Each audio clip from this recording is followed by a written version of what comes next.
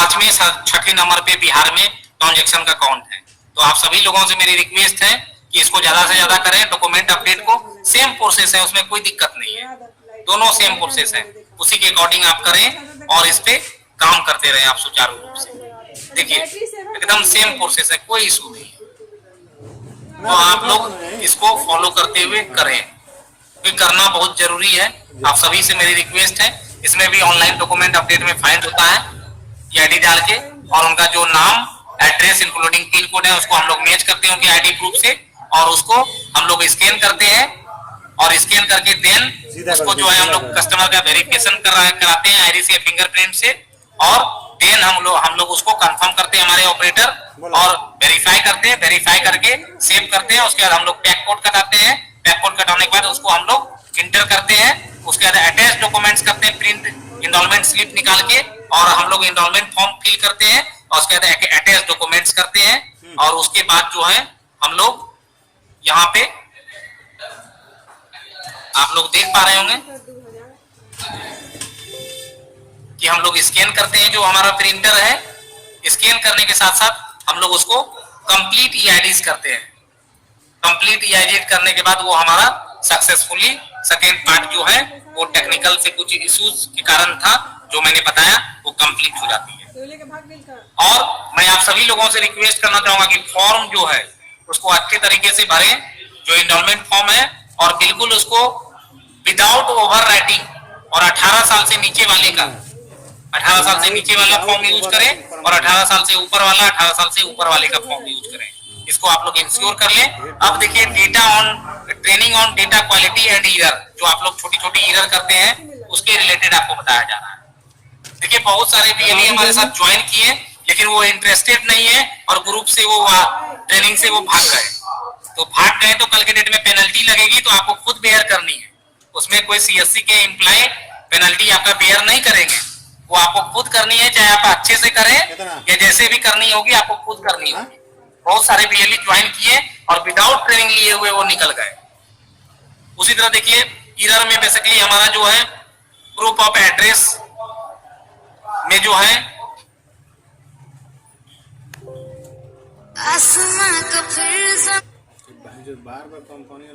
पीओआर missing document, ये दो है इसमें, इसको हम लोगों को देखने की जरूरत है। उसी तरह जो है अनप्रायोरिटी लैंग्वेज, इसको तो पीओआर पीओ ए में इसको देखने की आवश्यकता है। क्या क्या ईरर हम सभी को लगता है, ईरर पे देखिए आप सभी लोगों को बताया जा रहा है। ईरर जो है यूसीएल क्लाइंट में अभी जो है 3 प्रकार का है। एक documents error DOE1 fraudulent documents, दूसरा मिसिंग डॉक्यूमेंट्स, दूसरा है document error DO2 poor quality documents, जो फटे कटे पुराने डॉक्यूमेंट्स हैं या धुंधले डॉक्यूमेंट्स हैं, वैसे डॉक्यूमेंट नहीं लेनी है, नहीं तो वो पुअर क्वालिटी में जाती है। दूसरा है इनवैलिड डॉक्यूमेंट्स, कोई भी विदाउट यूआईडी के गाइडलाइंस के अकॉर्डिंग, जो लिस्ट ऑफ सपोर्टिंग डॉक्यूमेंट्स के अकॉर्डिंग उसके अलावा कोई भी डॉक्यूमेंट एक्सेप्ट नहीं करे, नहीं तो वो इनवैलिड डॉक्यूमेंट्स हो जाएगी। तीसरा है डेमोग्राफिक डेटा मिसमैच, जैसा कि मैंने पहले बताया आपको, आधार के क्लाइंट में उनका नाम कुछ और है और उनसे कुछ आईडी प्रूफ और कलेक्ट कर लिए, तो वो भी एक जो है डॉक्यूमेंट डेमोग्राफिक डेटा मिसमैच में चली जाती है और वो भी DO2 ईरर में काउंट होती है। तीसरा है डेमोग्राफिक ईरर DE, जो कि हमारे साथ सिर्फ और सिर्फ इनकम्प्लीट एड्रेस है। इनकम्प्लीट एड्रेस किसी का फिल नहीं करे, जो मैंडेटरी एड्रेस है वो सभी एड्रेस को फिल करें रेजिडेंस के आधार को एड्रेस अपडेट करने के टाइम में। इसको आप लोग इंश्योर कर ले। ये ईरर बहुत ज्यादा आता है और आप लोग उस पे जो है ये नहीं कर पाते हैं और आप लोगों को फाइन लगती है, तो आप लोग इसको इंश्योर करें।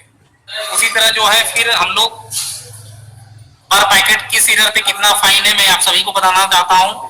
देखिए इसमें तो ऊपर वाले में DE में जो है सिर्फ जो है इनकम्प्लीट एड्रेस का name, error in name incomplete address, ये वाला फाइन लगता है हम लोगों के साथ। दूसरा है DOE2 poor quality document, demographic data mismatch, invalid documents, 1000 प्रति पैकेट ये फाइन है और उसके साथ साथ सस्पेंशन भी है। उसके साथ साथ सस्पेंशन भी है। 1000 प्रति पैकेट आपसे फाइन लिया जाएगा आधार डिपार्टमेंट की तरफ से, यूआईडी की तरफ से, प्लस सस्पेंशन भी होगा। और अगर नेम, डेट ऑफ बर्थ और डीओवी अगर आप चेंज करते हैं तो ये फाइन या इससे ऊपर की भी फाइन आपके ऊपर लगाया जाएगा और आपको बेयर करनी होगी। इंश्योर कर लीजिए ये। उसी तरह देखिए DOE 1 frauding document, missing document 10,000 पर पैकेट है, जो कि आप लोगों के लिए बहुत ज्यादा है। इसको बिल्कुल नहीं करिए, ये सब देखने की चीजें हैं, देखिए अच्छे तरीके से। अगर आपको स्क्रीनशॉट रिक्वायरमेंट है तो आप उसको भी ले सकते हैं। इसी तरह देखिए डेमोग्राफिक, जो लैंग्वेज के बारे में बताए गए, लैंग्वेज इन डेमोग्राफिक, उस पर 1,000 रुपया पर पैकेट है। उसी तरह gross validation of the guidelines with panel extents of frauding tampered of software, UID software. अगर यूआईडी सॉफ्टवेयर के साथ टेम्पर्ड करते हैं आप, जैसे कि कोई भी छेड़छाड़, कोई भी एनी अदर सॉफ्टवेयर इंस्टॉल करना, किसी को सिस्टम को रिमोट पे शेयर करना, और अगर आप पकड़े जाते हैं यूआईडी की तरफ से तो आपको प्रति पैकेट 10,000 रुपए, प्रति मशीन 10,000 रुपए, 1 लाख रुपए का फाइन है। 10,000 नहीं है, 1 लाख है। आप लोग अच्छे तरीके से देखिए, जो आपको स्टार्टिंग में ही बताया गया था, 1 लाख प्रति सिस्टम फाइन है और आप ये बेयर नहीं कर पाएंगे। इसीलिए मैं आप सभी लोगों से मेरी रिक्वेस्ट है कि आप लोग काम जो है वो सही तरीके से करें, कोई भी सिस्टम को रिमोट पे नहीं दें और कोई भी गड़बड़ नहीं करें। आप सभी लोगों से मेरी रिक्वेस्ट है, अगर आप करते हैं तो आप फाइन के हकदार स्वयं होंगे, क्योंकि समय समय पे हेड ऑफिस यूआईडी के साथ या फिर स्टेट ऑफिस के साथ आपको ट्रेनिंग कराया जाता है, और फिर भी आप इधर करेंगे तो कैसे चलेगा। उसी तरह देखिए cross validation of the guidelines with panel action of frauding, जो फ्रॉड करते हैं, जैसे कि ओवर चार्जिंग, रेजिस्टेंस के साथ over charging, involve in corruption cases, या फिर अनऑथराइज्ड एनरोलमेंट सेंटर, आप अपने मर्जी से कहीं भी सेंटर चलाना शुरू कर देते हैं, विदाउट डिस्ट्रिक्ट मैनेजर से, विदाउट स्टेट एम्प्लॉय से, विदाउट बैंक से परमिशन लिए हुए आप अपना यूसीएल का सेंटर अपने मर्जी से शिफ्ट कर देते हैं, और यूआईडी के पास कुछ आपका और भी कुछ एड्रेस है और आप अपनी इच्छा से कहीं और चलाते हैं वो। और इन्वॉल्व इन करप्शन केसेस पे 50,000 रुपया पर जो है पैकेट फाइन है, प्लस ऑपरेटर सस्पेंशन है। इसको ध्यान से आप लोग देखें। उसी तरह कुछ इरर्स के बारे में, जैसा कि आपको बताया गया अभी, उसी इरर्स का ये है DOE2 errors, DOE document error,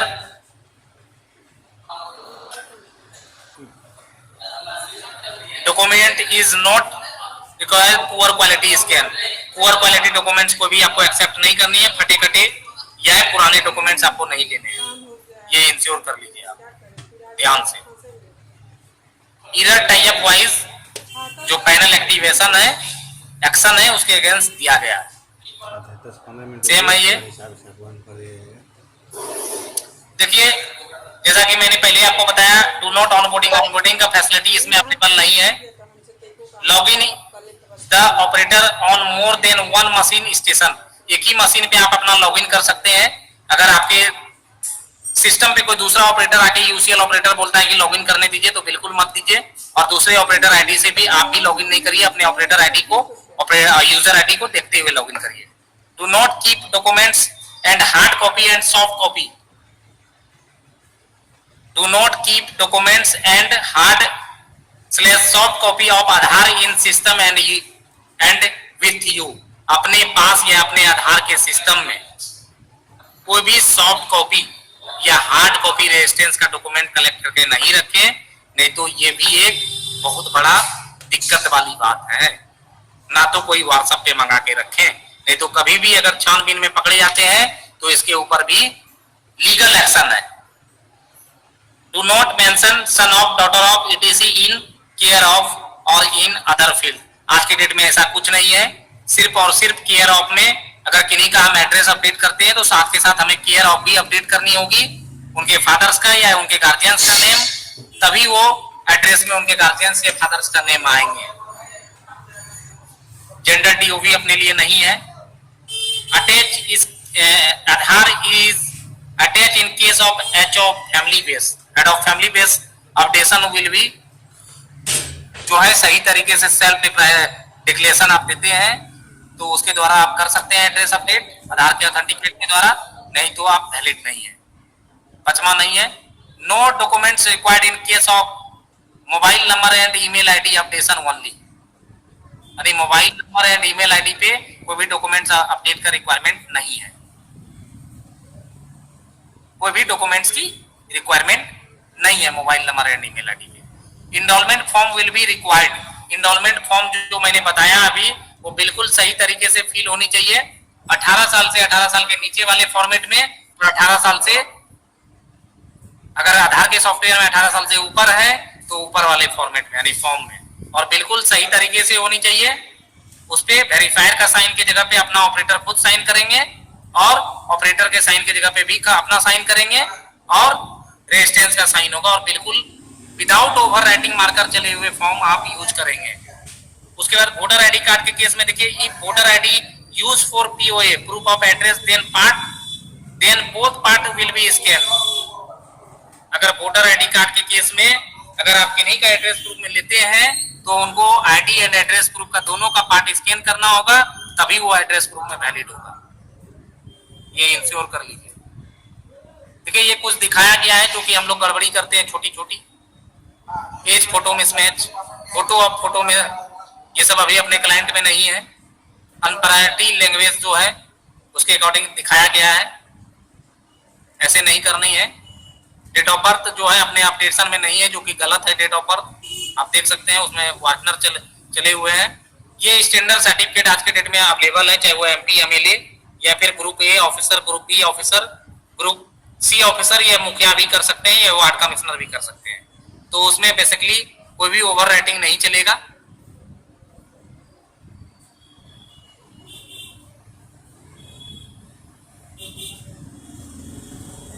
देखिए यहाँ भी रॉन्ग है, ये भी एक्सेप्टेबल नहीं है।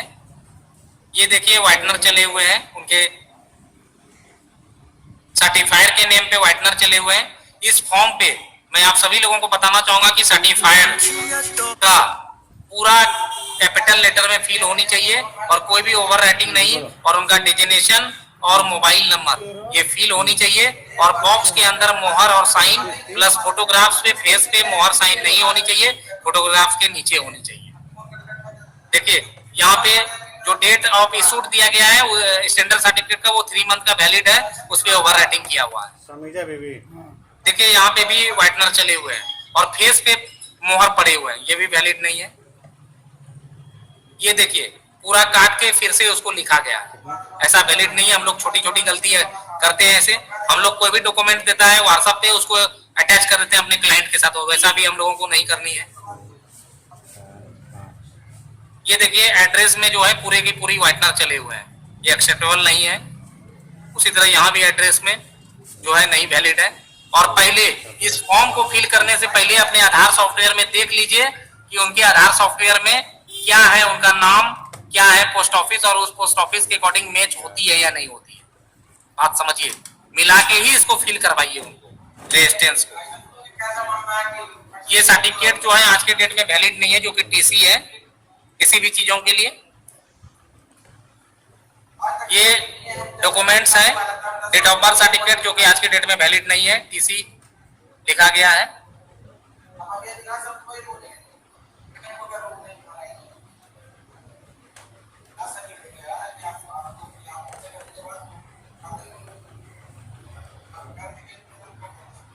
ये देखिए स्टैंडर्ड सर्टिफिकेट में जो है बॉक्स से सिग्नेचर नीचे निकल के आ रहा है, ये भी वैलिड नहीं है, बिल्कुल प्रॉपर होनी चाहिए। ये और भी एक इशू उसके लिए खत्म हुए हैं। विलेज पंचायत हेड उन वैलिड नहीं है, क्योंकि विलेज पंचायत हेड में सिर्फ मुखिया ही वैलिड है, मुखिया ही साइन कर सकते हैं, दूसरा कोई नहीं। या फिर group A, group B, group C officer, या फिर आपका वार्ड कमिश्नर अर्बन एरिया में। और आधार के सॉफ्टवेयर में आधार का कोई वैलिडिटी नहीं है। आधार के सॉफ्टवेयर में POI and POA Aadhaar acceptable नहीं है, एक्सेप्ट नहीं कर सकते। देखिए यहाँ पे जो है स्मॉल लेटर में भर दिया गया है और इसमें दिखाया गया है सर्टिफाइड का डिजिग्नेशन भी नहीं है और कॉन्टेक्ट नंबर भी नहीं है, जिसके कारण ये भी रिजेक्ट हो जाएगा। ये स्कूल का सर्टिफिकेट है, नेम और डीओवी के लिए आज के डेट में ये वैलिड नहीं है अपने पास कोई चीज के लिए भी। ये देखिए डेट ऑफ बर्थ सर्टिफिकेट है, हेम डिजिटल सर्टिफिकेट है और हाथ से लिखा हुआ है हेमराज साहू, ये वैलिड नहीं है, लेकिन डेट ऑफ बर्थ का अभी अपने पास फैसिलिटी अवेलेबल नहीं है। ये बैंक का पासबुक है, बैंक का पासबुक एड्रेस प्रूफ के लिए वैलिड है, उसका कोई भी ड्यूरेशन नहीं होता है, कोई भी लिमिट नहीं होता है। बैंक का पासबुक चाहे वो प्राइवेट बैंक का हो या गवर्नमेंट बैंक का हो, बैंक के पासबुक पे फोटोग्राफ्स पे बैंक ब्रांच मैनेजर का साइन एंड सिग्नेचर होनी चाहिए, तभी वो वैलिड है एड्रेस प्रूफ के लिए, और उसमें पिन कोड भी होनी चाहिए, तभी वो एड्रेस प्रूफ के लिए वैलिड है। उसी तरह credit card statement, bank statement वो वैलिड है, लेकिन 3 महीने से अंदर का वैलिड है, लेकिन उसपे ब्रांच का मोहर और साइन होनी चाहिए, तभी क्रेडिट कार्ड स्टेटमेंट वैलिड है। और वो देखिए ये एक स्टैंडर्ड सर्टिफिकेट है, इस पे जो मेंशन डेट है, इशूड करने का डेट है वही नहीं डाला गया है, तो ये भी इनवैलिड है, जल्दीबाजी में हो जाती है। ये बर्थ सर्टिफिकेट है, ये भी अपने पास अभी नहीं है इसका फैसिलिटी। और जो लिस्ट ऑफ सपोर्ट, जो आपका रेट चार्ट है उसी के रेट चार्ट के अकॉर्डिंग जो है काम करें, विदाउट रेट चार्ट के अकॉर्डिंग आप काम नहीं करें, नहीं तो जो रेट चार्ट आपको दिया गया है उसी के अकॉर्डिंग आप काम करें। तो बेसिकली इतना ही है। अब मैं कुछ 2-4 लाइन शॉर्टकट में मैं बताता हूँ, क्योंकि अभी हम लोगों को काम भी करनी है, बहुत सारा वर्क भी है हमारे